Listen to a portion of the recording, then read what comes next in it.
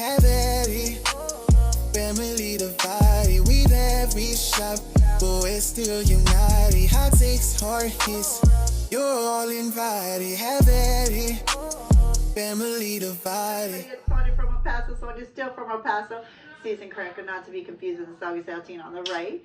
Second generation American, proud daughter of an immigrant, and a non-practicing Caucasian. And I am here with my family because we are called Have At It Family Divided. I got 4 of us sitting right here, and I got 2 progressed, I realized that my vision started to slow down. You know what I mean? Like the big picture, the plan, started to become a little bit fuzzy in my head. And in that, and with that happening, and me being in that relationship, it changed who I was. It changed the way I treated her. It changed the way I talked about her. It changed the way I talked to her. Not because she wasn't a woman who was choosing me or she wasn't a good woman, but ultimately because I felt that being in that situation was halting my progression.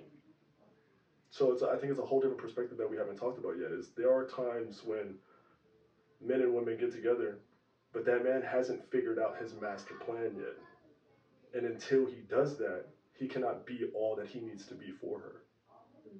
Because ultimately, when you think about it, and it's going to sound shitty to say, but women do slow down the big picture because it puts you in a different path of life.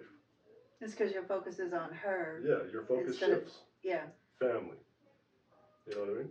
It's like having a plan B distracts you from your main goal. And not to say that women are plan Bs, because you can find a woman out there who will support your dreams, but women have dreams too. You know what I mean? So we can't, as men, as a man who hasn't figured out his master plan, if you're gonna, get with a woman, you need to make sure that, one, she's gonna be able to provide for that master plan. She's gonna ride with you through it, and 2, her master plan aligns at one point or another with yours. And in your place with the relationship, how was she slowing you down? It wasn't anything that she was doing intentionally or she wasn't making decisions that were slowing me down. It was just ultimately the direction of where she was headed, just where she was going in her life, what she needed to accomplish, what she needed to work on,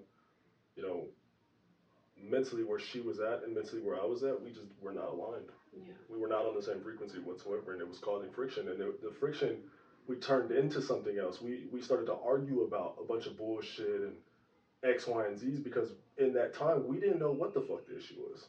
I was changing, she was changing, but it's because we were changing internally and didn't even know it was happening. So when y'all decided to part ways, did you have that conversation? Like, did y'all sit down and talk about, going in different directions and I haven't become the man I want to be? Or did you just walk away? I mean, how did that end?